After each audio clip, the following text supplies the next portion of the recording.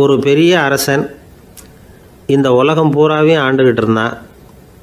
ரொம்ப காலம் அப்படி அரசாட்சி பண்ணிக்கிட்டு இருந்தான். திடீர்னு அவனுக்கும் சில எதிரிகள் முளைச்சாங்க. அவங்கெல்லாம் ஒன்று சேர்ந்து இவனை தோற்கடிச்சுட்டாங்க.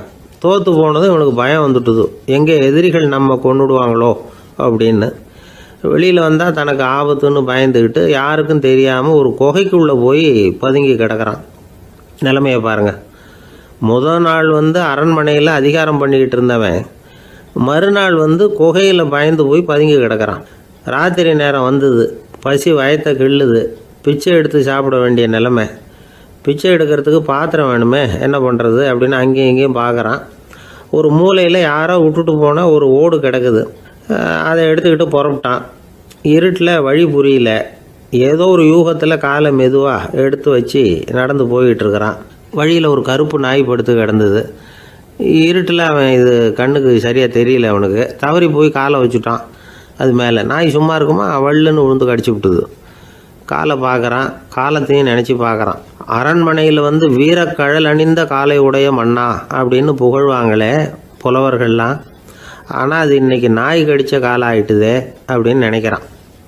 அது மட்டும் இல்லை, முன்னாடியெல்லாம் பொற்கிண்ணங்களில் தான் அவன் சாப்பிடுவான். ஆனால் இப்போது உடஞ்சி போன ஓட்டு, அது ஓட்டை கையில் வச்சுக்கிட்டு நிற்கிறான். அதில் யாராவது சாப்பாடு போடுவாங்களான்னு.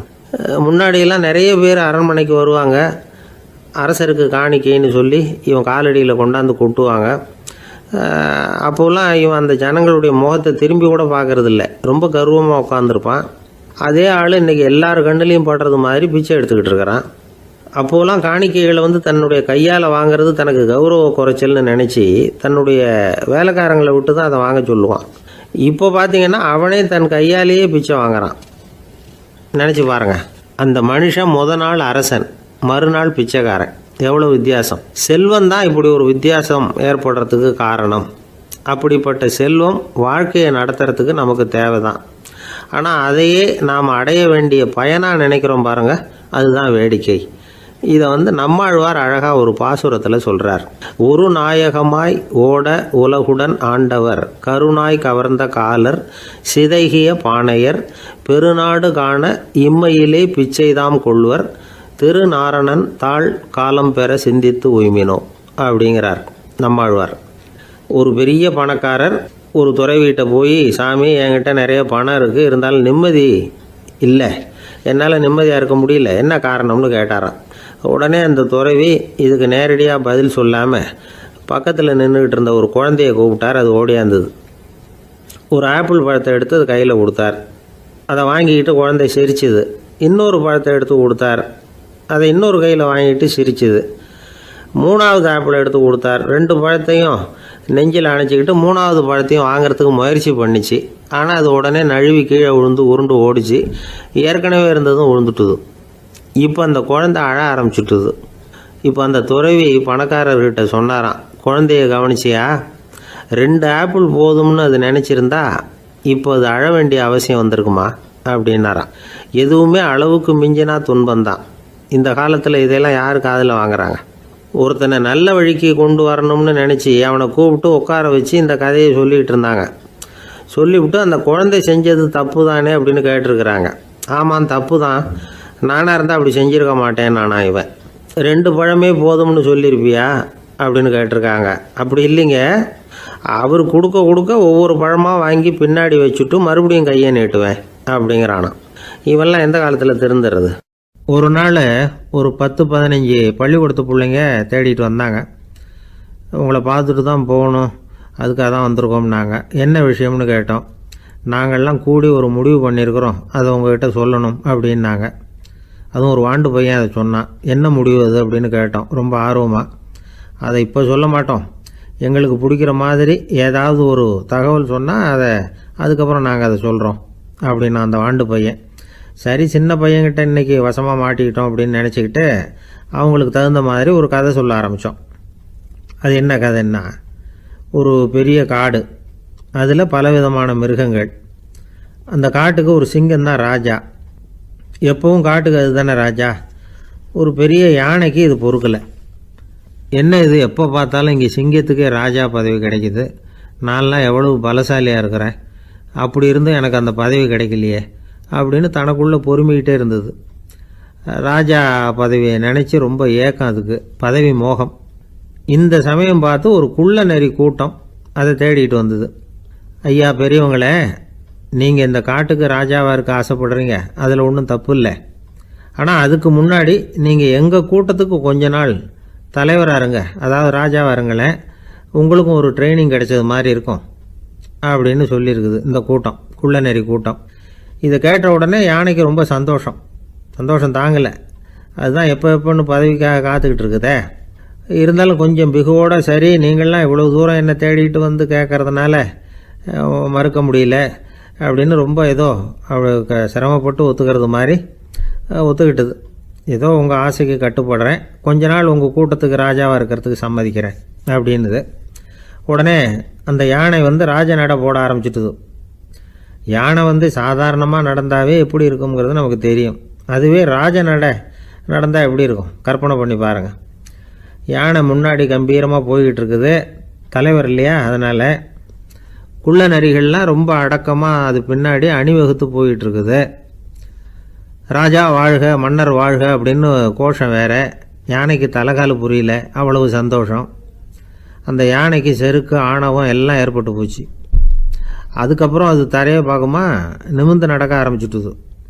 தரையை பார்க்குறதே இல்லை. அப்படி போயிட்டுருக்கிறப்போ ஒரு சதுப்பு நிலத்தில் திடீர்னு காலை வச்சுட்டுது. அவ்வளோதான், கால் உள்ளே போட்டுது. இன்னொரு காலை எடுத்து வச்சுது, அதுவும் உள்ளே போட்டுது.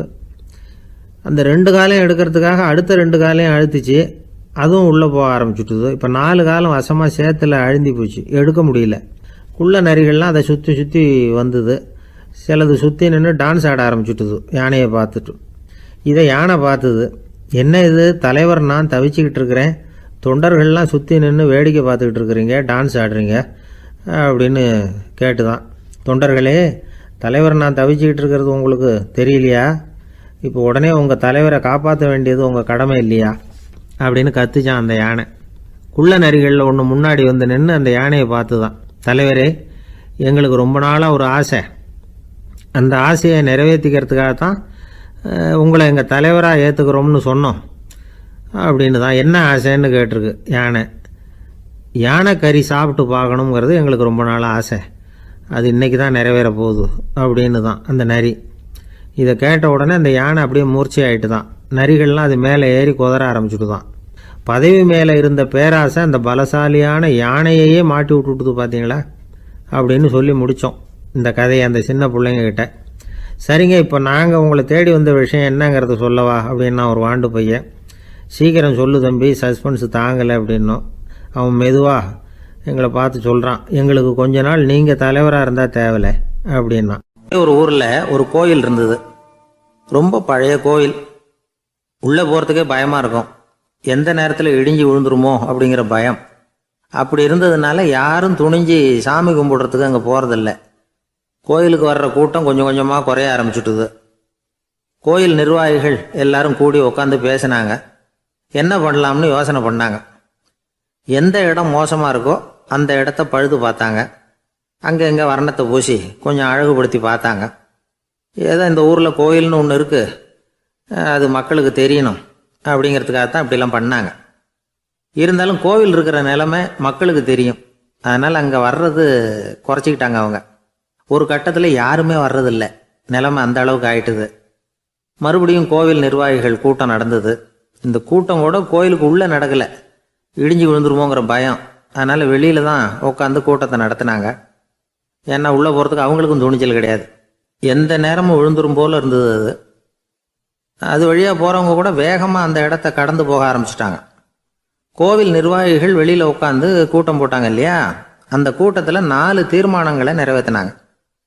அது என்ன 4 தீர்மானம்னா, முதல் தீர்மானம், இந்த கோவிலை இடிப்பது அப்படிங்கிற முடிவை இந்த கமிட்டி மிகவும் வருத்தத்துடன் ஏற்றுக்கொள்ளுகிறது அப்படின்னு நிறைவேற்றினாங்க. இதுக்கு பதிலாக இன்னொரு கோவிலை உடனடியாக கட்டி முடிச்சுடணுங்கிறது 2வது தீர்மானம்.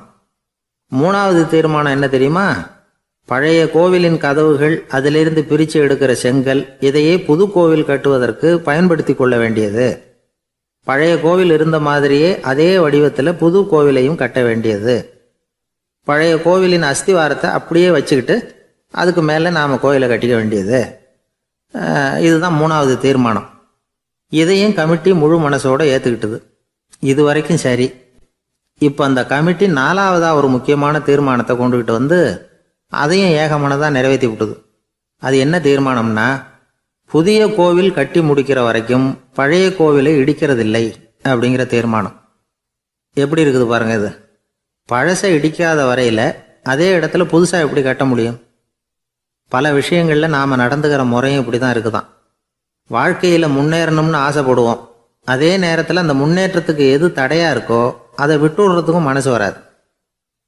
வெளிநாட்டில் ஒரு பெரிய விருந்து நடந்துக்கிட்டு இருந்துதான். எல்லாரும் மது கோப்பையும் கையுமா அலைஞ்சிக்கிட்டு இருக்கிறாங்க.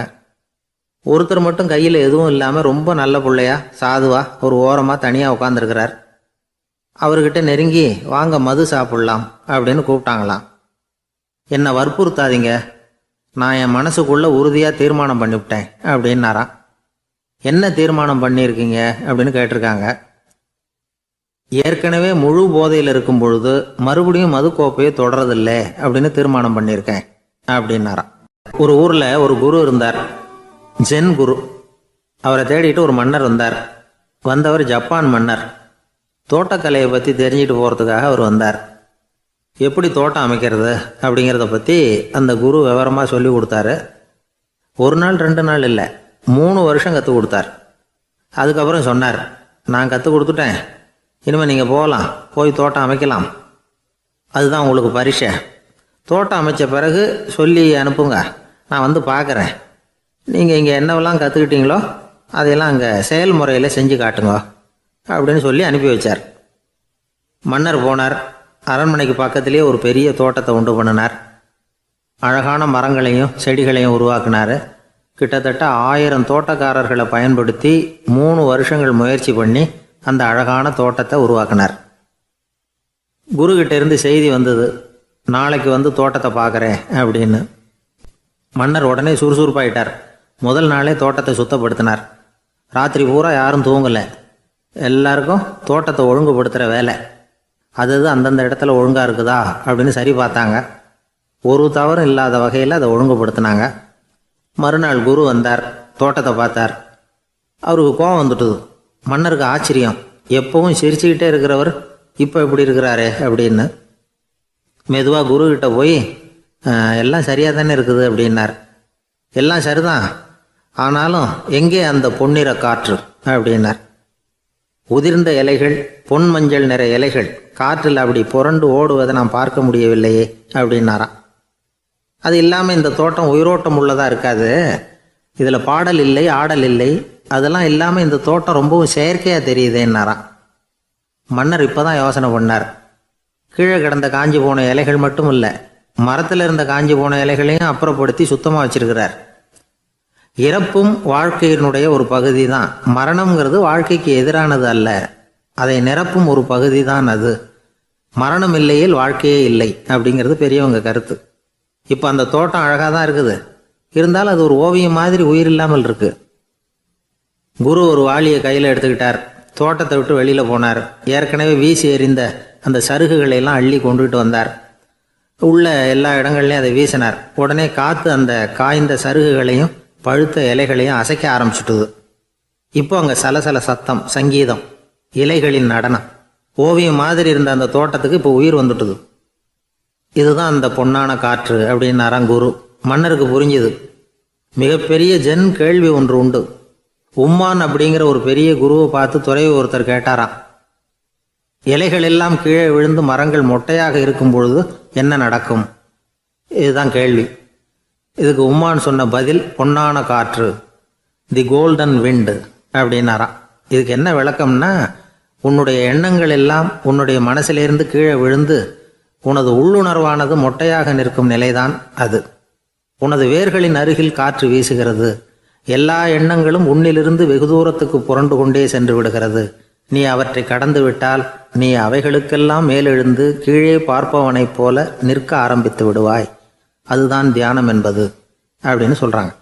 தியானம்ங்கிறது எண்ணத்துக்கு எதிரானதில்லை. தியானம்ங்கிறது எண்ணங்களை கடந்து செல்வது தான். அதுக்கப்புறம் நாம் பொன்னிற காற்றில் ஆட ஆரம்பிச்சிருவோம். இதுதான் பெரியவர்கள் சொல்கிறது. என்கிட்ட ஒருத்தர் வந்து தோட்டம் அமைக்கணும்னு யோசனை கேட்டு வந்தார். எல்லாம் சொல்லி கொடுத்தேன். செடிகள்லாம் செழிப்பாக வளரணும்னா வேர் காயாமல் பார்த்துக்குங்க, தினமும் தண்ணி விடுங்க அப்படின்னு சொல்லி அனுப்பி வச்சேன். 1 மாதம் கழித்து அவர் தோட்டத்தை பார்க்கறதுக்காக போனேன். போய் பார்த்தா எல்லா செடியும் வாடி கிடக்குது. என்னங்க இப்படி பண்ணிவிட்டீங்கன்னு. நீங்கள் சொன்னபடி தான் செஞ்சேன்னார். என்ன செஞ்சீங்கன்னு கேட்டேன்.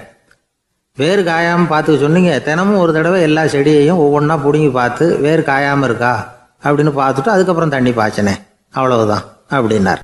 ஒரு ஆள் வேகமாக நடந்து போய்கிட்டு இருந்தான். அவன் வேகமாக நடக்கிறதுக்கு காரணம் வெயில் காலம், காலில் செருப்பு இல்லை, மணல் பாதை, அதுதான் வேகம். காலில் செருப்பும் இல்லாமல் கையில் குடையும் இல்லாமல் அந்த ஆள் வெயிலில் நடந்து போய்கிட்டு இருக்கிறான். அந்த சமயத்தில் இன்னொருத்தன் குதிரை மேலே ஏறி அந்த வழியாக வந்துக்கிட்டு இருக்கிறான். அவன் காலில் செருப்பும் இருந்தது, கையில் குடையும் இருந்தது. நடந்து போய்கிட்டு இருந்தவன் அந்த குதிரை ஆசாமியை பார்த்து கேட்டான், ஐயா, நீங்களும் குதிரை மேலே உட்காந்துக்கிட்டு போய்கிட்டு இருக்கிறீங்க, அப்படி இருக்கிறப்போ உங்களுக்கு அந்த செருப்பு என்னத்துக்கு? அதை எனக்கு கொடுத்து உதவலாமே அப்படின்னா. குதிரை மேலே உட்காந்துருந்தவன் யோசனை பண்ணி பார்த்தான். இவன் சொல்கிறது நியாயம்தானே அப்படின்னு சொல்லி தன்னுடைய செருப்பை கழட்டி அந்த வழிப்போக்கனுக்கு கொடுத்துட்டான். ரொம்ப நல்லதுங்க அப்படின்னு சொல்லி இவன் அதை வாங்கி காலில் மாட்டிக்கிட்டான். அதுக்கப்புறம் மறுபடியும் இவன் ஆரம்பித்தான், ஐயா, நீங்கள் குதிரையில் போகிறதுனால போக வேண்டிய இடத்துக்கு வேகமாக போய் சேர்ந்துருவீங்க, அதனால் உங்கள் கையில் அந்த குடை என்னத்துக்கு? நான் நடந்து போயிட்டுருக்கிறவன், ரொம்ப நேரம் நடக்க வேண்டியிருக்கும் இந்த வெயிலில், அதனால் அந்த குடையையும் எனக்கு கொடுங்களேன் அப்படின்னா. குதிரை வீரன் யோசனை பண்ணி பார்த்தான். இதுவும் நியாயம்தானே அப்படின்னு அவனுக்கு தோணுச்சு. உடனே இறக்கப்பட்டு தன் காலில் இருந்த செருப்பை கொடுத்தது மாதிரியே தன் கையில் இருந்த கொடையையும் இவங்கிட்ட கொடுத்துட்டான். அதுக்கப்புறம் அவன் நிம்மதியாக புறப்பட்டான். இப்போ மறுபடியும் கை தட்டி அவனை நிறுத்தினான். கீழே நின்றுக்கிட்டு இருந்தவன், என்னப்பா, ஏன் என்ன நிறுத்தினேன், இன்னும் ஏதாவது வேணுமா உனக்கு அப்படின்னா குதிரையில் இருந்தவன். இவன் மெதுவாக வாயை திறந்து அந்த குதிரையையும் என்கிட்ட கொடுத்துருங்களேன்னா. அந்த குதிரை வீரன் இப்போ ஒரு கணம் யோசனை பண்ணி பார்த்தான். உடனே என்ன பண்ணான் தெரியுமா? தன்கிட்ட இருந்த குதிரை சவுக்கை எடுத்தான். குதிரை சவுக்கால் அந்த ஆளை வாங்குவாங்கன்னு வீசி தள்ளிவிட்டான். இவ்வளவு சவுக்கடியும் வாங்கிக்கிட்டு இந்த ஆள் என்ன பண்ணான் தெரியுமா? சிரிக்கிறான். அடி வாங்கிட்டு யாராவது சிரிப்பாங்களா? குதிரை வீரனுக்கு ஒன்றும் புரியல. என்னப்பா அது, ஏன் இப்படி அடி வாங்கிட்டு இப்படி சிரிக்கிறியே அப்படின்னு கேட்டான். இப்போ அந்த வழிப்போக்கன் சொல்கிறான், ஐயா, நான் இப்படி சிரிக்கிறதுக்கு காரணம் இருக்கு. இப்படி குதிரை கேட்டு உங்ககிட்ட அடி வாங்கலேன்னு வச்சுக்கோங்க, என் உயிர் உள்ள வரைக்கும் மனசில் ஒரு தவிப்பு இருந்துக்கிட்டே இருக்கும். செருப்பையும் கொடையையும் கேட்ட உடனே கொடுத்தவன் குதிரையையும் கேட்டிருந்தா கொடுத்துருப்பானோ அப்படிங்கிற பேராசையில் ஏங்கிக்கிட்டே இருந்திருப்பேன். இப்போ உங்ககிட்ட அடி வாங்கின பிறகு என்னுடைய அந்த சந்தேகம் தீர்ந்து போச்சு. என்னுடைய ஆசைக்கு எல்லை எது அப்படிங்கிறத எனக்கு புரிஞ்சுட்டுது அப்படின்னு சொல்லிவிட்டு அவன் நடக்க ஆரம்பிச்சிட்டானான். ஆசைக்கும் எல்லை உண்டு அப்படிங்கிறத விளக்கறதுக்காக வாரியார் சுவாமிகள் சொல்கிற கதை இது. இந்த காலத்துலேயும் ஒருத்தன் அது மாதிரி கொடை செருப்போட குதிரையில் போய்கிட்டு இருந்தான். எதிரில் நடந்து வந்தவன், ஐயா, உங்கள் கொடையை எனக்கு கொடுங்களேன்னு கேட்டான். உடனே அவன் குதிரையிலேருந்து கீழே குதிச்சு அவனை சாட்டையால் அடிக்க ஆரம்பிச்சிட்டான். இன்னொருத்தர் அந்த வழியாக வந்தவர் இதை பார்த்தார். ஏன்பா, அவன் கேட்டான், உன்னால் முடியலன்னா இல்லைன்னு சொல்லிட வேண்டியது தானே, அதுக்காக ஏன் இப்படி அவனை போட்டு அடிக்கிறேன்னு கேட்டார். உங்களுக்கு விவரம் புரியாது சார், காலம் ரொம்ப கெட்டு போச்சு. கேட்டதை கொடுத்தேன்னு வச்சுக்கோங்க, இந்த குதிரையே என்னோடது, அவன் திருடிக்கிட்டு போகிறான் அப்படின்னு என் பேரில் புகார் கொடுக்க ஆரம்பிச்சிருவான் சார் அப்படின்னா. அது எப்படி அவ்வளோ உறுதியாக சொல்கிறேன்னு கேட்டார் அவர். ஏற்கனவே அது மாதிரி ஒருத்தன் பேரில் புகார் கொடுத்துட்டு தான் இந்த குதிரையை நான் தள்ளிட்டு வந்துக்கிட்டு இருக்கிறேன் அப்படின்னார். ஒரு சன்னியாசி, அவர் ஒரு நாள் ஒரு கனவு கண்டாராம். அந்த கனவில் அவர் சொர்க்கத்துக்கு போகிறார்.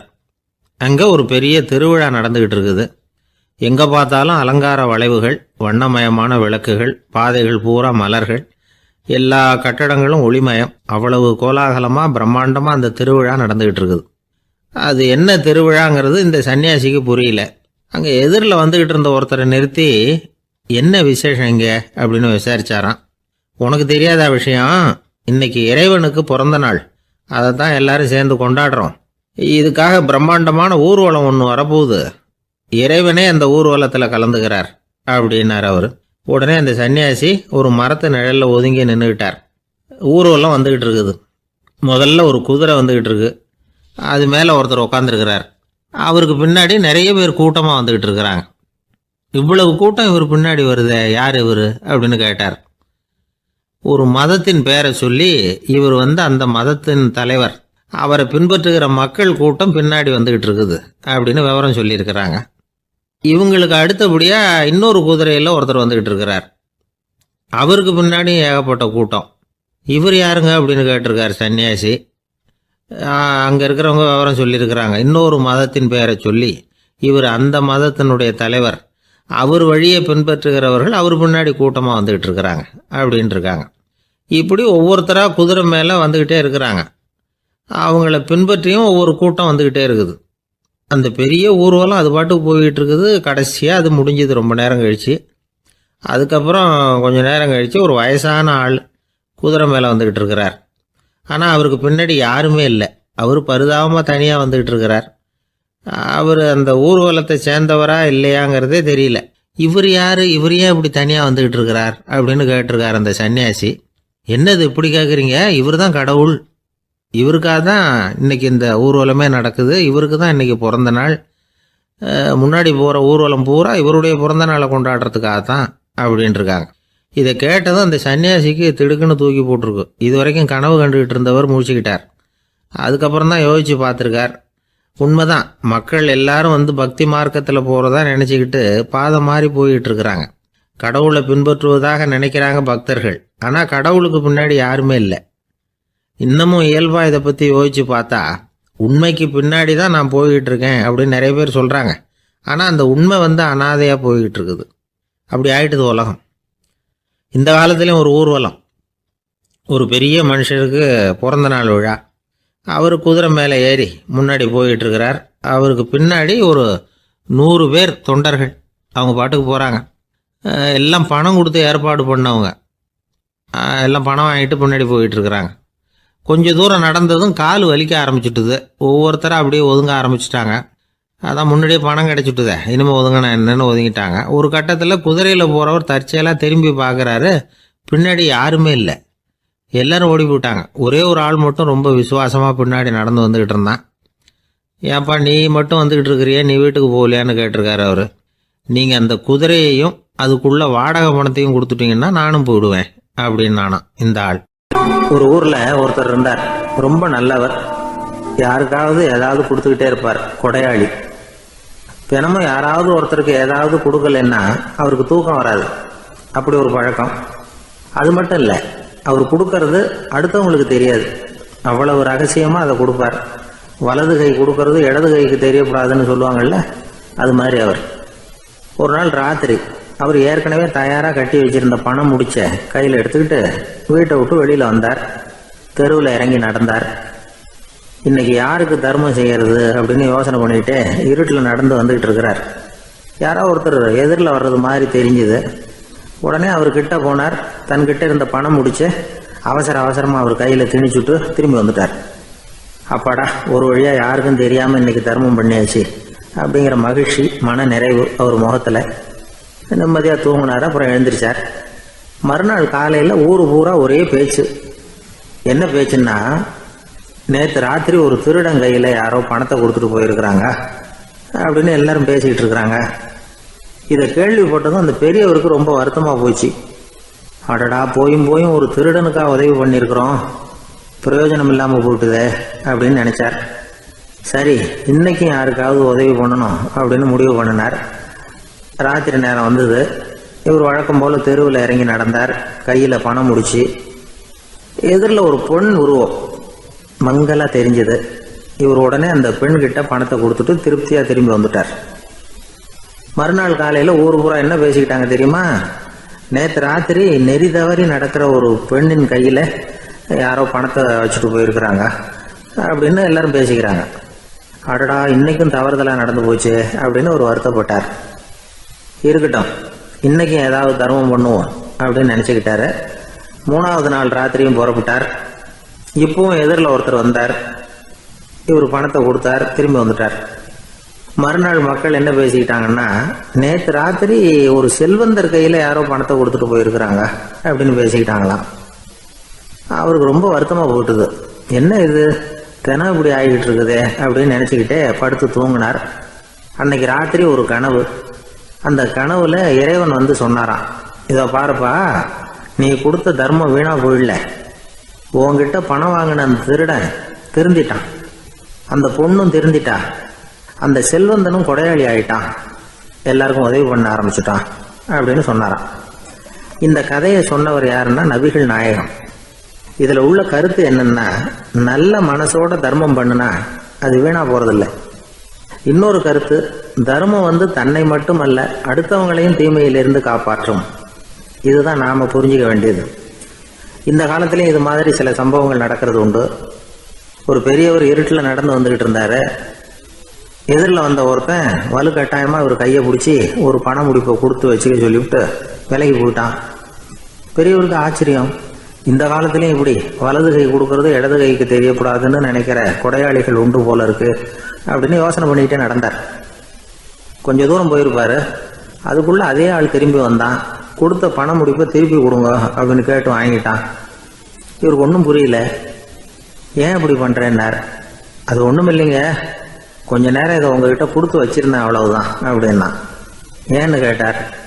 என்னை பின்னாடி போலீஸ் தேடிக்கிட்டு வந்துகிட்டு இருக்குது, அதுதான் அப்படி பண்ணேன், இப்போ போயிட்டுது, இனிமே ஒன்றும் பயம் இல்லை அப்படின்னு சொல்லிவிட்டு அவன் பாட்டுக்கு நடந்து போறான். அவர் ஒரு பெரிய குடும்பத்தில் பிறந்தவர். இருக்கிற சொத்துக்கள் எல்லாத்தையும் வாரி வழங்கி விட்டு காட்டுக்கு புறப்பட்டார் தவம் செய்யறதுக்காக. இருந்தது ஊராவும் கொடுத்துட்டார், இனிமே எதுவுமே இல்லை கொடுக்கறதுக்கு. அப்போ கடைசியா ஒருத்தன் வந்து கையை நீட்டினானா, ஐயா ஏதாவது கொடுங்கன்னு இருக்கான். அவர் பார்த்தார், கட்டியிருக்கிற வேட்டியை தவிர வேற எதுவுமே இல்லை. 8 முழம் பட்டு வேட்டி, ஜரிகை கரையோடு இருக்குது. கடைசியாக அதை தான் எடுத்துக்கிட்டு அவர் புறப்பட்டுருக்கார். அவர் பார்த்தார், எதிரில் அவன் பரிதாபமாக நின்றுக்கிட்டு இருக்கிறான். அந்த 8 முழ வேட்டியை 2ஆக கிழிச்சார். 4 முழத்தை அவங்ககிட்ட கொடுத்தாரு. மீதி 4 முழத்தை தன்னுடைய இடுப்பில் கட்டிட்டு அவர் காட்டுக்கு போயிட்டார். இவன் என்ன பண்ணான் தெரியுமா, கையில் கிடைச்ச 4 முழத்தை எடுத்துக்கிட்டு கடை வீதிக்கு போனான்.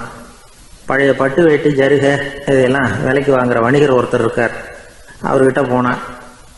இதை விலைக்கு எடுத்துக்கிறீங்களா அப்படின்னு கேட்டிருக்கான். அவர் வாங்கி பார்த்துருக்கார். ஆஹா, இது ரொம்ப அருமையான வேட்டி, விலை உயர்ந்த ஜருகை, இது ஏது உனக்கு அப்படின்னு கேட்டாரான். அவன் நடந்தது சொல்லியிருக்கான். அப்படின்னா ஒன்று செய்ய, இந்த வேட்டியோட இன்னொரு பாதியையும் மெதுவாக வாங்கிட்டு வந்துரு, உனக்கு நிறைய பணம் தர்றேன் அப்படின்னாரான் அந்த வணிகர். இவன் கொஞ்சம் யோசனை பண்ணி பார்த்தான். கொஞ்சம் இருங்க, வந்து விடுறேன் அப்படின்னு சொல்லிவிட்டு நேராக காட்டுக்கு போனான். அவர் எங்கே இருக்காருன்னு தேடி கண்டுபிடிச்சான். அவர் ஒரு இடத்துல தவக்கோலத்தில் இருக்கிறார். கட்டியிருந்த இடவேட்டியும் அவர் அறியாமல் நழுவி கீழே விழுந்து கிடக்குது.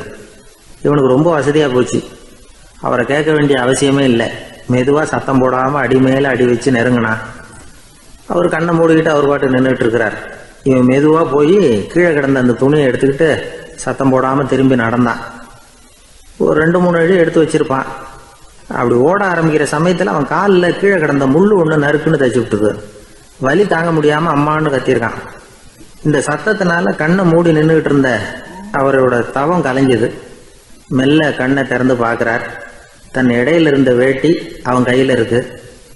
இப்போ அவர் நினைக்கிறார், என்ன நினைக்கிறாருன்னா, இந்த வேட்டி மீது நான் வைத்த ஆசை அல்லவா அவனை திருடனாக ஆக்கி விட்டது அப்படின்னு நினைச்சாராம். இந்த வேட்டி மேல நாம வச்ச ஆசை அவனை திருடும்படி ஆக்கி விட்டதே அப்படின்னு நினைச்சாராம். இது எப்பேற்பட்ட மனநிலை அப்படிங்கிறத கொஞ்சம் யோசனை பண்ணி பாருங்க.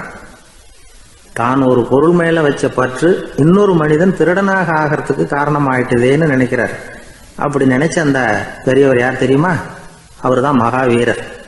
இழந்துட்டேங்கிறிய, நீ என்னத்தை கொண்டுகிட்டு வந்த எங்க இழந்துடுறதுக்கு? நீ என்னத்தை உண்டாக்குன இது அழிஞ்சுட்டுதுன்னு சொல்றதுக்கு? இதுதான் அவருடைய சிந்தனை.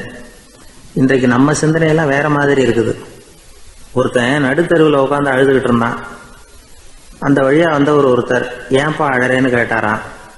5 ரூபா சார், இந்த இடத்துல விழுந்துட்டுது, ரொம்ப நேரமா தேடுறேன், கிடைக்காது போல இருக்கு அப்படின்னு சொல்லிவிட்டு அழறான். எப்போ தொலைஞ்சதுன்னு கேட்டாராம் அவரு. அது எனக்கு தெரியாது சார், பணத்தை தொலைச்சவன் தேடி பார்த்துட்டு போயிட்டான், நான் அவனுக்கு பின்னாடி தேட வந்தவன் அப்படின்னு நானா. இவன் நம்மள மாதிரி ஒரு ஆசாமி, அவன் நம்மள மாதிரியே கற்பனை பண்ணான். அதாவது நாம தான் இந்த உலகத்துல ரொம்பவும் கஷ்டப்படுறோம், மற்றவங்க எல்லாம் சந்தோஷமா இருக்கிறாங்க அப்படின்னு அவன் நினைச்சுக்கிட்டான். அவன் ஒரு நாள் கடவுளை வேண்டிக்கிட்டானான், சுவாமி, இந்த உலகத்துல எவ்வளவோ பேர் இருக்கிறாங்க, ஒவ்வொருத்தருக்கும் ஒவ்வொரு விதமான கஷ்டம் இருக்கலாம், ஒத்துக்கிறேன். இருந்தாலும் எனக்கு அது கொஞ்சம் அதிகமா இருக்கிறது மாதிரி தெரியுது. அதனால நீங்க எனக்காக ஒரு சின்ன உதவி செஞ்சா போதும். அது வேற ஒண்ணும் இல்ல, என்கிட்ட இருக்கிற துயரங்களை இன்னொருத்தர் யாருகிட்டயாவது கொடுத்துருங்க, அவர்கிட்ட இருக்கிற துயரங்களை என்கிட்ட மாத்தி கொடுத்துருங்க. ஒரு மியூச்சுவல் டிரான்ஸ்பர், அவ்வளவுதான். அப்படி பண்ணிவிட்டா போதும் அப்படின்னு வேண்டிக்கிட்டானான். அன்னைக்கு ராத்திரியே அவன் ஒரு கனவு கண்டிருக்கான். வானத்திலிருந்து ஒரு குரல் கேட்டிருக்கு. அது என்ன சொல்லிச்சு தெரியுமா? ஏ ஜனங்களே, எல்லாரும் அவங்கவங்க கஷ்டங்களை ஒரு பையில போட்டு எடுத்துக்குங்க. அப்படி எடுத்துக்கிட்டு நேரா இந்த ஊர் எல்லையில இருக்கிற கோயிலுக்கு வந்து சேருங்க அப்படின்னு அந்த குரல். ஆஹா, கடவுள் நம்ம பிரார்த்தனைக்கு செவி சாய்ச்சுட்டார் அப்படின்னு சந்தோஷப்பட்டான் இவன். உடனே என்ன பண்ணா, தன்கிட்ட இருந்த கஷ்டத்தையெல்லாம் ஒரு சாக்கு பையில போட்டு எடுத்துக்கிட்டான். வீட்டை விட்டு வெளியில வந்தான். தெருவில் இறங்கி நடக்கிறான். அங்க பார்த்தா ஏகப்பட்ட பேர் ஆளுக்கு ஒரு பைய தூக்கிக்கிட்டு கோயிலுக்கு போயிட்டு இருக்கிறாங்க. சில பேர் மூட்டையா கட்டி தலையில சுமந்துக்கிட்டு போயிட்டு இருக்கிறாங்க. இவன் பார்த்தான். இவனுக்கு ரொம்ப ஆச்சரியமா இருந்தது. ஏன்னா எல்லாரும் வச்சிருக்கிற பைய இவன் பைய விட பெருசா இருந்தது. இவன் பை தான் இருக்கிறதுலயே கொஞ்சம் சின்னதா தெரிஞ்சது. இப்ப அவன் மறுபடியும் சாமியை வேண்டிக்கிட்டான், கடவுளே, இப்ப உள்ள சூழ்நிலையை கவனிச்சா என்கிட்ட இருக்கிற பைய பரவாயில்லன்னு தோணுது. அதனால வேற பை எதையும் மாத்த வேணாம், இதுவே பரவாயில்ல, இந்த பையோட திரும்பி வீட்டுக்கு போனா போதும்னு நினைக்கிறேன் அப்படின்னு ஏதோ நினைக்க ஆரம்பிச்சுட்டான் அவன். எல்லாரும் கோயிலுக்கு போய் சேர்ந்தாங்க. கோயில்ல அந்த குரல் மறுபடியும் கேட்டுது. எல்லாரும் அவங்கவுங்க பைகளை சோகத்துல தொங்க விடுங்க. திடீர்னு விளக்குகள் அணையும், மணி அடிக்கப்படும், அதுதான் அடையாளம். அந்த சமயத்துல இருட்டுல உங்களுக்கு வேண்டிய பைய நீங்க மாத்தி எடுத்துக்கலாம், தேர்ந்தெடுத்துக்கலாம். வெளிச்சம் இருக்கிறப்பவே உங்களுக்கு பிடிச்ச பைக்கு பக்கமா பார்த்து நீங்க நின்னுக்கலாம் அப்படின்னு சொல்லி விவரம் சொல்லிச்சான் அந்த குரல். அப்படி சொன்னதுக்கு அப்புறம் திடீர்னு விளக்கு அணைஞ்சுது, மணி அடிச்சுது. கொஞ்ச நேரம் கழிச்சு மறுபடியும் விளக்குகள்லாம் எரிஞ்சுது. இப்போ பார்த்தா எல்லாரும் அவங்கவுங்க பையையே கெட்டியா பிடிச்சிட்டு நிக்கிறாங்க. இவனும் அப்படியே நிக்கிறான். இவன் மெதுவா பக்கத்துல நிக்கிறவங்க கிட்ட கேட்டானா, ஏன் நீங்க பைய கையிலேயே வச்சிருக்கிறீங்க, செவுத்துல மாட்டலையா அப்படின்னு கேட்டிருக்கான். இல்லப்பா, நீ ஏன் கையிலேயே வச்சிருக்கிறியோ அதே காரணத்துக்காக தான் நாங்களும் வச்சிருக்கிறோம். நம்ம கவலைகளை பத்தி நமக்கு ஓரளவுக்காவது தெரியும். ஆனா மற்றவங்க கவலைகள் நமக்கு பரிச்சயம் இல்லாதவை, பழக்கம் இல்லாதது. அதனால நமக்கு தெரிஞ்ச கவலைகளை சமாளிக்கிறது சுலபம். தெரியாததை சமாளிக்கணும்னா மறுபடியும் ஆரம்பத்தில இருந்து ஆரம்பிக்கணும். அதனால பழைய நண்பர்களோட வாழறது தான் மேல் அப்படின்னு நானான். அதுக்கப்புறம் அவன் தன்னோட பைய போதும்னு வீட்டுக்கு திரும்பி வந்துட்டானான். இது ஒரு பெரியவர் சொல்லி இருக்கிற கதை. அதனால நம்ம கிட்ட இருக்கிற கஷ்டங்கள் தான் பெருசு, அதை இன்னொருத்தங்கிட்ட கொடுத்துட்டு மாத்திக்கலாம் அப்படின்னு நினைக்கிறது தப்பு. இதே மாதிரி இன்னொரு சம்பவம். ஒரு ஊர்ல ஒரு நாள் ராத்திரி ஆகாயத்திலிருந்து கடவுள் குரல் கேக்குது. இந்த ஊர்ல இருக்கிற ஜனங்கள்லாம் கொஞ்சம் கவனிங்க, உங்களுக்கு ஒரு செய்தி. அதாவது இங்க இருக்கிற ஜனங்கள்லயே கொஞ்சம் கூட கவலையே இல்லாத ஆள் யாருன்னு எனக்கு தெரியணும். அதனால எல்லாரும் அவங்க கவலைகளை ஒரு பையில போட்டு எடுத்துக்கிட்டு கோயிலுக்கு வாங்க அப்படின்னாரு கடவுள். உடனே வரிசையா எல்லாரும் வர ஆரம்பிச்சாங்க. எல்லார் கையிலயும் பை இருந்தது, சின்னதும் பெருசுமா. கவலையே இல்லாத ஆள் யாருன்னு தேடினார் கடவுள். ஒரே ஒரு ஆள் மட்டும் கையில எதுவும் இல்லாம வெறும் கையை வீசிக்கிட்டு ரொம்ப ஜாலியா நடந்து வந்துகிட்டு இருந்தான். கடவுள் அவங்க கிட்ட போனார். ஏப்பா, உனக்கு கவலையே இல்லையா அப்படின்னு கேட்டார். எனக்கும் சில கவலைகள்லாம் உண்டு அப்படின்னு அவன். எங்க அதெல்லாம்னு கேட்டிருக்காரு கடவுள். பின்னாடி லாரியில வந்துகிட்டு இருக்கு அப்படின்னு அவன். ஒரு காட்டுல ஒரு நரி இருந்தது. ஒரு நாள் காலை நேரம் அது தன்னுடைய இருப்பிடத்திலிருந்து வெளியில வந்தது. கொஞ்ச தூரம் நடந்து வந்தது. அப்பதான் அது தன்னோட நிழலை கவனிச்சு பார்த்தது. பார்த்தா அது ரொம்ப நீளமா பெருசா இருக்குது. காலை நேரத்துல நிழல் அப்படித்தானே இருக்கும். ஆனா அந்த நரிக்கு அந்த விஷயம் தெரியல. தன்னுடைய நீண்ட பெரிய நிழலை பார்த்து ஆச்சரியப்பட்டது. ஆஹா, நாம இவ்வளவு பெருசாவா இருக்கிறோம் அப்படின்னா என்னுடைய காலை சாப்பாட்டுக்கு ஒரு யானை இல்லைன்னா ஒரு ஒட்டகம் கிடைச்சாதான் சரியா இருக்கும் போல இருக்கு அப்படின்னு முடிவு பண்ணிட்டுது. உடனே ஒரு யானை அல்லது ஒட்டகத்தை தேடி அலைஞ்சது, எங்க கிடைக்கும்னு. கிடைக்கவே இல்லை. மத்தியானம் 12 மணி ஆயிட்டுது. பசியோட அலையுது. இப்ப தன்னோட நிழலை பார்த்தது. அது மத்தியான நிழல் எப்படி இருக்கும், அது ரொம்பவும் குறுகி போய் தெரிஞ்சது. உடனே அந்த நரி என்ன நினைச்சுக்கிட்டு தான் தெரியுமா, காலை ஆகாரம் சாப்பிடாததுனால நம்ம உடம்பு இப்படி அழிச்சு போட்டுதே அப்படின்னு நினச்சிக்கிட்டு தான். கொஞ்ச நேரம் கழித்து மறுபடியும் தன்னுடைய நிழலை பார்க்குது. அது இன்னமும் குறுகி போய் காலடியிலேயே வந்துட்டுது. அதுக்கு பயமாக போயிடுது. ஐயையோ, இன்னும் கொஞ்ச நேரத்தில் நாம் இறந்துருவோம் போல இருக்க, இப்போ என்ன செய்யறது? இந்த சமயத்தில் ஒரு எறும்பு கிடைச்சா கூட போதும், அதை நம்ம காலை ஆகாரமாக நினச்சி சாப்பிட்டுள்ளாமே அப்படின்னு நினச்சிதான்.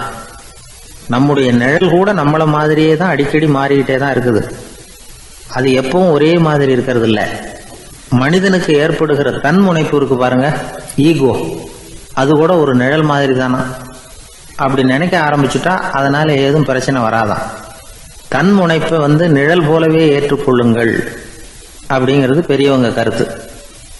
ஒரு காரியத்தை வெற்றிகரமா நல்ல விதமா செஞ்சு முடிக்கிறோம்னு வச்சுக்கோங்க, அந்த சமயத்துல ஒரு வித நுட்பமான தற்பெருமை நமக்குள்ள உண்டாகுது.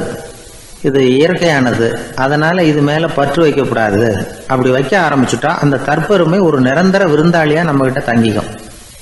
நம்ம நிழல் எப்படின்னு பாருங்க, நாம நடக்கும் பொழுது நம்ம பின்னாடியே வரும். தன்முனைப்பையும் அப்படியே நினைச்சுக்குங்க. நிழல் யாருக்கும் எந்த பிரச்சனையையும் உண்டாக்குறது இல்லை. ஆனா அந்த நிழலை கண்டே நாம பயப்பட ஆரம்பிச்சுட்டா நாம எதுலையும் வெற்றி காண முடியாது. நிழலோட சண்டை போடக்கூடாது. அது மாதிரி தன்முனைப்போடவும் நாம சண்டை போட வேண்டியதில்லை. இல்லாத ஒன்றோடு சண்டை போடுறது எப்படின்னா, அது இருட்டோட சண்டை போடுறது மாதிரி. நாம நிழல் கிடையாது, நம்ம கிட்ட இருக்கிற தன்முனைப்பு ஒரு நிழல். நம்ம நிழலையும் நமக்கு சமமா பார்க்குறோம் பாருங்க, அங்கதான் சிக்கலே ஆரம்பம். இப்போ நாம நடந்து போய்கிட்டு இருக்கிறோம், நம்ம நிழல் தரையில விழுது. யாரோ ஒருத்தர் நம்ம நிழல் மேல காலை வச்சு நடந்து போறார். உடனே அவர்கிட்ட சண்டைக்கா போறோம், ஏண்டா என் நிழலை மிதிச்ச அப்படின்னு. நமக்கு தெரியும் அது நிழல் தாங்கிறது. அவர் உங்க மேல நடக்கல, உங்களுடைய நிழல் மேலதான் நடக்கிறார். அது மாதிரி உங்க தன்முனைப்பின் மேல யாராவது நடந்தா உங்களை அவமானப்படுத்துறதா நினைக்கிறீங்க. காரணம், நாமளும் நம்ம தன்முனைப்பும் ஒண்ணுங்கிற நினைப்பு தான் காரணம், மற்றபடி வேற ஒன்றும் கிடையாது. நம்ம நிழல் மேல நடக்கிறவர் நம்மளை காயப்படுத்துறது இல்லை. தன்முனைப்பை வேண்டாத ஒன்னாவும் பார்க்க வேண்டியதில்லை. அது இயற்கை. நிழலை உங்க முன்னாடி வைக்க வேணாம், அது உங்க பின்னாடியே இருக்கட்டும். நிழலின் நிழலாகி விடாதீர்கள், நீங்கள் நீங்களாகவே இருங்கள். இதுதான் சான்றோர் சிந்தனை. ஒரு பேருந்துல ஒரே நெரிசல். ஒருத்தர் பக்கத்துல நின்றுகிட்டு இருந்தவர்கிட்ட ரொம்ப பணிவா விசாரிச்சார், ஏன் சார் நீங்க ஏதாவது பெரிய உத்தியோகத்தில் இருக்கிறீங்களா அப்படின்னார்.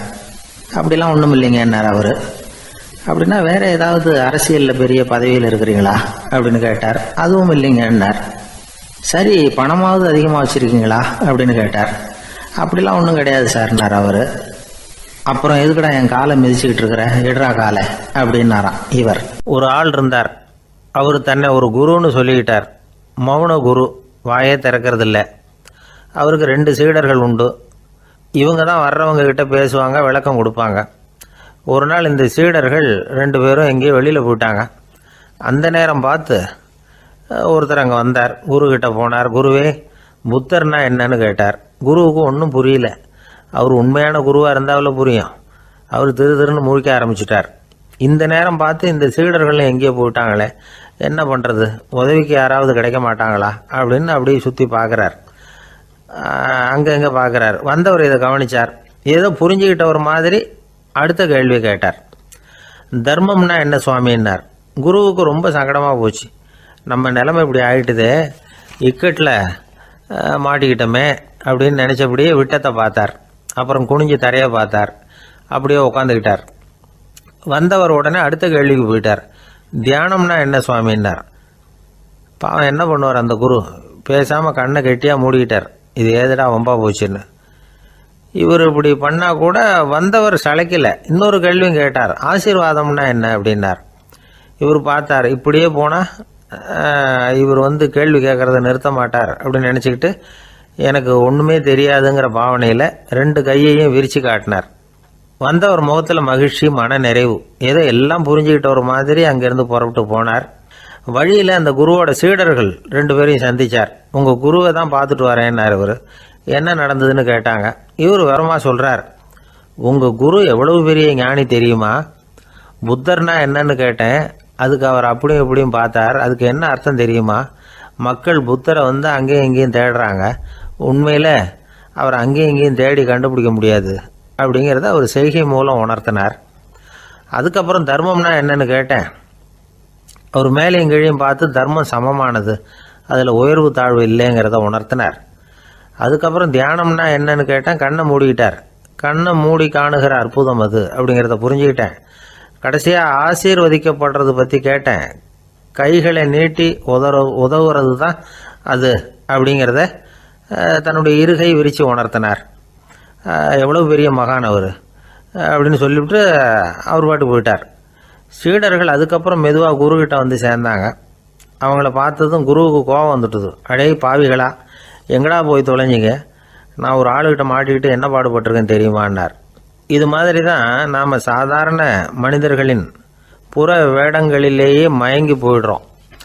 அவங்க பேச்சு, செய்கை, பார்வை இதிலெல்லாம் ஏதோ பெரிய தத்துவம் இருக்கிறதாக நினச்சிக்கிறோம். உண்மையிலேயே அந்த தத்துவங்கள் யாருக்கு சொந்தம்? அவங்களுக்கு இல்லை, நமக்கு தான் சொந்தம். நாம் தானே அதை கற்பிச்சுக்கிட்டோம். நம்மை நாம் அடையாளம் கண்டுக்கிறது இல்லை, நாம் யாருங்கிறது நமக்கு புரியறதில்ல. அதுதான் இன்றைக்கி நடக்கிறது. அதனால தான் அடுத்தவங்களை தேடி ஓடிக்கிட்டு இருக்கிறோம். சில வீடுகளில் கூட இது மாதிரி சைகைகள் உண்டு. சில குடும்ப தலைவர்கள் தினமும் காலையில் கண்ணை கெட்டியாக மூடிக்கிட்டு கை ரெண்டையும் சுத்தமாக விரித்து வச்சுக்கிட்டே உட்காந்து தியானம் பண்ணுறது வழக்கம். எதுக்காக அப்படி பண்ணுறீங்கன்னு ஒருத்தரை பார்த்து கேட்டேன். இந்த மாதம் வாங்கின சம்பளம் பூரா தீர்ந்து போச்சு, இனிமேல் என் கையில் சுத்தமாக ஒன்றும் இல்லை, புதுசாக எதுவும் செலவு வச்சுடாதே அப்படிங்கிறத அப்படி உள்ளங்கை ரெண்டையும் விரித்து காட்டி அவங்களுக்கு உணர்த்துறேன் அப்படின்னார். எனக்கு வாழ்க்கையில் ஒரே ஒரு ஆசை தான் சார் அப்படின்னார் ஒருத்தர். அது என்னன்னு கேட்டேன். ஆசைகளை ஒழிச்சுடணுங்கிறது தான் என்னோட ஆசை அப்படின்னார். இப்படி ஆசைகளை ஒழிக்க வேண்டும் அப்படிங்கிறதையே ஒரு ஆசையாக கொள்வது அபத்தம் அப்படிங்கிறார் ஒரு பெரியவர். இது மாதிரி ஆசைகளை ஒழிக்க ஆசைப்பட்டால் அந்த நோக்கம் நிறைவேறாதான். அந்த முயற்சியால் புதுசாக சில துன்பங்கள் தான் சேருமா. அதில் புதுசாக ஒரு ஆசை தலை தூக்கும் அப்படிங்கிறார் அவர். ஆசைகளை தானாக விழ வச்சுடலாம். அதுக்கு வழி என்ன தெரியுமா? எந்த ஒரு ஆசையையுமே பூரணமாக நிறைவேற்றி கொள்ள முடியாதுங்கிறத உணரணும். அதை உணர்ந்தால் ஆசைகள் தானாக விழுந்துடும். அதை விட்டுட்டு ஆசைகளை விட்டுடணுங்கிறதையே ஒரு ஆசையாக வச்சுக்கிட்டு அதுக்காக கடுமையாக முயற்சிகளையும் செஞ்சுக்கிட்டு நான் ஆசைகளை விட்டுட்டு ஞானோதயம் அடையிறதுக்கு கடுமையாக முயற்சி பண்ணிகிட்டு இருக்கிறேன் சார் அப்படின்னு சொல்லிக்கிட்டு இருந்தால் எந்த காலத்துலேயும் ஞானோதயம் வரப்போகிறதில்ல. அதுக்கு பதிலாக துன்பந்தான் சேரும் அப்படிங்கிறது அவரோட கருத்து. எந்த ஒரு ஆசையையும் பூரணமாக நிறைவேற்றி கொள்ள முடியாது அப்படிங்கிறத உணரணும். ஒரு ராஜா, அவர் மனசில் அமைதி இல்லை, எப்பவும் கஷ்டப்பட்டுக்கிட்டே இருந்தார். இந்த துன்பத்தை போக்குறதுக்கு பல வழிகளில் என்னென்னமோ முயற்சியெல்லாம் பண்ணி பார்த்தார். ஒன்றும் சரியாக வரல. கடைசியாக ஒரு காரியம் பண்ணார். அதாவது ஒரு வேதாந்தியை தேடிட்டு போனார். அவரை பார்த்து கேட்டார், ஐயா, என்னுடைய துன்பங்கள்லேருந்து நான் விடுபடணும், அதுக்கு சுலபமாக ஏதாவது ஒரு வழி இருந்தால் சொல்லுங்களேன் அப்படின்னு கேட்டுக்கிட்டார். அதுக்கு அந்த வேதாந்தி சொன்னார், அதுக்கு ஒரு வழி சொல்கிறேன், அது மாதிரி செய்.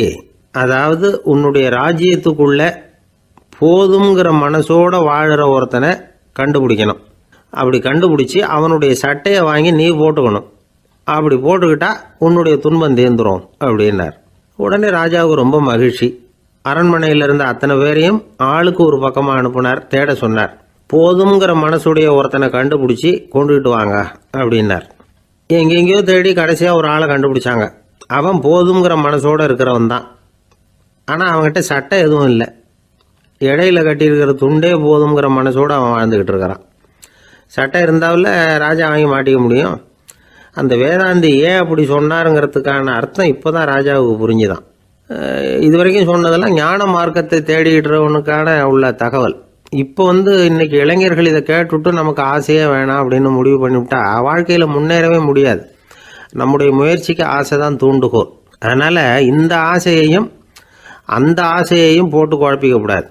ஆனால் ஒன்று, பேராசை நமக்கு தேவையில்லை. நாம் படுற ஆசையிலேயும் ஒரு நியாயம் இருக்கணும். ஏன்னா நம்மளில் சில பேர் நீங்கள் தான் சார் சொன்னீங்க, அதனால தான் ஆசைப்பட்டேன், அரை தான் கிடச்சிது மிச்சம் அப்படிம்பாங்க கன்னத்தை தடவிக்கிட்டே. அதனால் இப்போல்லாம் எந்த தகவலை சொன்னாலும் ரொம்ப எச்சரிக்கையாக இருக்க வேண்டியிருக்குது. ஒரு ஆள் ஒரு கடை வச்சு வியாபாரம் பண்ணிகிட்டு இருந்தான். அவனுக்கு ரொம்ப பேராசை, நிறைய பணம் சேர்க்கணும்னு. திடீர்னு ஒரு நாள் அவனுக்கு உடம்பு ரொம்ப சுகம் இல்லாமல் போயிட்டுது. இனிமேல் பிழைக்கிறது கஷ்டங்கிற நிலைமை. மரணப்படுகையில் இருக்கிறான். சொந்தக்காரங்கள்லாம் சுற்றி உட்காந்துருக்குறாங்க. இவன் மெதுவாக கண்ணை திறந்து பார்க்குறான். என் வீட்டுக்காரி எங்கேன்னா, இதோ இருக்கேன் அப்படின்னாங்க அந்த அம்மா. பசங்கள்லாம் எங்கேங்கிறான். இதோ பக்கத்தில் தான் நின்றுக்கிட்டு இருக்கிறோங்கிறாங்க. பொண்ணுங்க எங்கேங்கிறான். எல்லாம் இங்கே தான் இருக்கிறோம் அப்படிங்கிறாங்க. எல்லாம் இங்கே தான் பக்கத்தில் தான் இருக்கோம், நீங்கள் கவலைப்படாதீங்கன்னு சொல்கிறாங்க எல்லாம். அவன் மெதுவாக கஷ்டப்பட்டு வாயை திறந்து, அட பாவிங்களா, எல்லாரும் இங்கே இருந்தால் அங்கே கடையை யார் கவனிக்கிறது அப்படின்னானான். ராமகிருஷ்ணர் வாழ்ந்த காலத்தில் நடந்த ஒரு நிகழ்ச்சி இது. அப்போது ஒரு ஓவியர் இருந்தாராம். அவருக்கு ஒரு ஆசை, ராமகிருஷ்ணர் படத்தை வரையணும், அதை அவர்கிட்டயே கொண்டுட்டு போய் காட்டி அபிப்பிராயம் கேட்கணும். இதுதான் அந்த ஓவியரின் ஆசை. உடனே ராமகிருஷ்ணர் படத்தை வரைஞ்சி முடித்தார். அதை எடுத்துக்கிட்டு போனார். இவர் போன சமயம் அங்கே ராமகிருஷ்ணர் சீடர்களோடு உட்காந்துருக்கிறார். விவேகானந்தர் அங்கே இருக்கிறார். இந்த ஓவியர் கொண்டுகிட்டு போய் தான் வரைந்த ஓவியத்தை அவர்கிட்ட காட்டினார். ராமகிருஷ்ண பரமஹம்சரின் ஓவியத்தை ராமகிருஷ்ணர்கிட்டயே காட்டுறார். ராமகிருஷ்ணர் என்ன பண்ணார் தெரியுமா? அந்த படத்தை பார்த்தார். உடனே அது காலை தொட்டார். குருதேவருடைய இந்த செயல் சீடர்களுக்கு ரொம்ப வியப்பை உண்டு பண்ணிச்சு. சில பேர் மனசுக்குள்ளேயே ரொம்ப குழம்பி போக ஆரம்பிச்சிட்டாங்க, என்ன இப்படி பண்ணுறாருன்னு. என்ன இது அவரோட படம், அவரே அவரோட படத்தின் காலை தொடுறார் அப்படின்னு யோசித்தாங்க. சில பேர் ஒன்றும் புரியாமல் ஒருத்தர் பார்த்து சிரிச்சுக்கிட்டாங்க. அந்த இடத்துல சீடர்கள் மட்டும் இல்லை, சீடர் அல்லாத பல பேர் இருந்தாங்க. தன்னுடைய காலை தானே தொடர இவருடைய செயல் பற்றி என்ன நினைக்கிறது அப்படின்னு அவங்களும் குழம்பி போய் நிற்கிறாங்க. அந்த படத்தை வரைஞ்சி அவர்கிட்ட காட்டின அந்த ஓவியருக்கும் அதிர்ச்சி. இருந்தாலும் அவர் சீடர் கிடையாது. அதனால் கொஞ்சம் துணிச்சலை வர வச்சுக்கிட்டு கேட்டார், என்னங்க இது, என்னால் என்னுடைய கண்களையே நம்ப முடியல. இது உங்கள் சொந்த உருவப்படம், நீங்கள் உங்கள் சொந்த கால்களையே தொடுறீங்க, இது எங்களுக்கு கொஞ்சம் சங்கடமாக இருக்குதே அப்படின்னார். ராமகிருஷ்ணரின் கண்களில் ஆனந்த கண்ணீர் வழிஞ்சுதான். அவர் சொன்னாராம், இது என்னோட படம்ங்கிறது எனக்கு தெரியும், ஆனால் இது என்னோட படம்ங்கிறதுனால நான் இதோட காலை தொடலை. நீ என்னுடைய சமாதி நிலையை இந்த படத்தில் படம் பிடிச்சி காட்டியிருக்கிற, அதனால் அதோட காலை தொடறேன். சமாதி நிலையில் யார் இருந்தாலும், அது என்னுடைய படமாக இருந்தாலும் சரி அல்லது வேறு யாருடைய படமாக இருந்தாலும் சரி, படம் யாருதுங்கிறது முக்கியம் இல்லை. இதில் எது முக்கியம்னா அது தன்னை உணர்ந்த ஒரு உணர்நிலையின் படம். அப்படி இருக்கிறப்போ அதோட காலை நான் தொடணும். அதுக்கு நீங்கள் எல்லாரும் ஏன் சங்கடப்படுறீங்கன்னு எனக்கு தெரியல அப்படின்னாராம். இப்போ தான் அங்கே இருந்த சீடர்களுக்கும் மற்றவங்களுக்கும் விவரம் புரிஞ்சுதான். இதுக்கு முன்னாடி யாரும் செய்யாததை இவர் செஞ்சிருக்கிறார், ஆனால் அவருடைய காரணம் ரொம்ப நியாயமானது அப்படிங்கிறத உணர்ந்தாங்களாம். இதுவரைக்கும் ஆன்மீகத்தில் சமாதி நிலை, அதாவது தன்னை உணர்ந்த நிலை பற்றி புரிஞ்சுக்கிட்டோம். இல்லறத்தில் ஏற்படக்கூடிய சமாதி நிலை பற்றி உங்களுக்கு தெரியுமா? ஒரு அம்மா டாக்டர்கிட்ட வந்து சொன்னாங்களாம், டாக்டர், என் வீட்டுக்காரருக்கு உடம்புல ஏதோ கோளாறுன்னு நினைக்கிறேன், நான் எவ்வளவு நேரம் பேசினாலும் காதில் விழாத மாதிரி உட்காந்துருக்கிறார் அப்படின்னு ஆகலாம். அதுக்கு அந்த டாக்டர் சொன்னாராம், அம்மா, அது உடம்பு கோளாறு இல்லை, அது ஒரு பெரிய திறமை அப்படின்னாராம். ஒரு ரயில் வேகமாக போயிட்டு இருக்கு. அது ஒரு ரயில்வே ஸ்டேஷனில் கொஞ்ச நேரம் நின்றுது. அப்போ அதில் ஒரு ஆள் ஏறினார். தலையில் ஒரு மூட்டையை வச்சுருந்தார். மூட்டையை தலையில் சுமந்துக்கிட்டே உள்ளே வந்தார். மூட்டையை தலையில் சுமந்துக்கிட்டே ஒரு இடத்துல உட்காந்தார். ரயில் மறுபடியும் புறப்பட்டது. இவர் தன் தலையில் இருந்த மூட்டையை கீழே இறக்கி வைக்கணும்ல, வைக்கல, சுமந்துக்கிட்டே வர்றார். எதிரில் உட்காந்துருந்தவர் கேட்டார், ஏங்க ஏன் இப்படியே உட்காந்துருக்குறீங்க தலையில் மூட்டையை வச்சுக்கிட்டு, மூட்டையை கீழே இறக்கி வைக்கலாமே அப்படின்னார். வேணாங்க, பாவம், தலையில் இருக்கிற மூட்டையை இறக்கி ரயிலில் வச்சா ரயிலுக்கு பாரம் அதிகமாக இருக்கும் அப்படின்னார் அவர். இப்படி ஒரு ஆளை பார்த்தா நமக்கு சிரிப்பு தான் வரும்.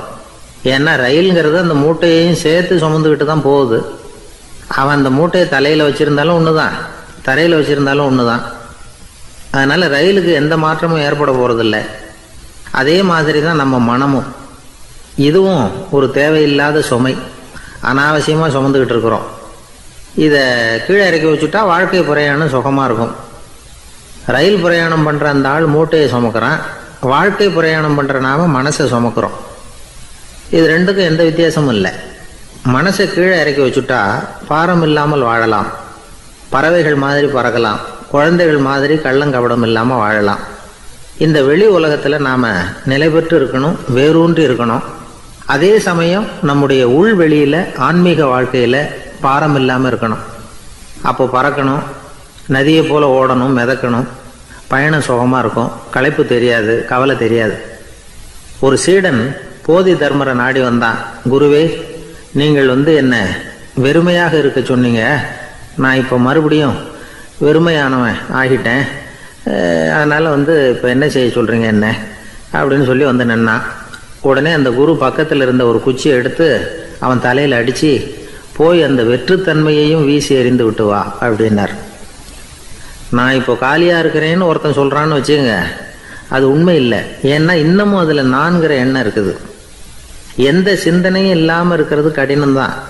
ஆனாலும் மனிதன் அதில் உள்ள நுட்பத்தை புரிஞ்சுக்கிட்டான்னா இவ்வளவு தூரம் தூக்கி சுமந்துக்கிட்டு வந்த அந்த மனதின் முட்டாள்தனத்தை அவனே பார்த்துட்டு சிரிப்பான்.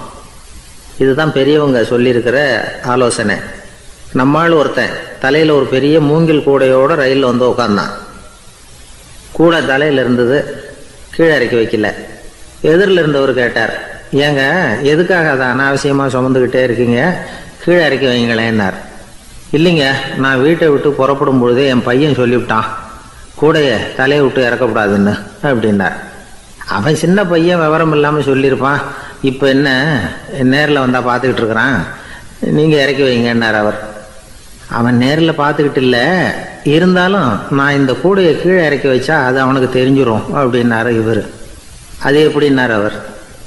அவன் தனக்கு டிக்கெட் வாங்க வேணாம்னு சொல்லி இப்போ இந்த கூடைக்குள்ளே தான் உட்காந்துருக்கிறான் அப்படின்னார் இவர். ஒரு பெரிய நினைவு மண்டபம், அதுக்கு முன்னாடி ஒரு அப்பாவும் பிள்ளையும் நின்றுக்கிட்டு இருக்கிறாங்க. அந்த வழியாக போகிறவங்க வர்றவங்கெல்லாம் அந்த இடத்துல நின்று அது என்ன மண்டபம் அப்படின்னு விசாரிக்க ஆரம்பித்தாங்க. அந்த அப்பாவும் பிள்ளையும் தான் வர்றவங்களுக்கெல்லாம் விவரம் சொல்லிகிட்டு இருக்கிறாங்க. அதாவது இந்த இடத்துல ஒரு பெரிய மகான் சமாதி ஆயிருக்கார், அவர் சமாதியான இடத்துல இந்த நினைவு மண்டபத்தை கட்டியிருக்கிறோம் அப்படின்னாங்க. ஊர் பூரா இந்த செய்தி பரவிச்சு. நிறைய பேர் அந்த இடத்த தேடி வர ஆரம்பித்தாங்க. இங்கே கொஞ்சம் நேரம் உட்காந்துட்டு போனால் மனசுக்கு ஒரு நிம்மதி கிடைக்கிது அப்படின்னாங்க. அங்கே இருந்த உண்டியலில் நிறைய காசு போட்டுட்டு போகிறாங்க.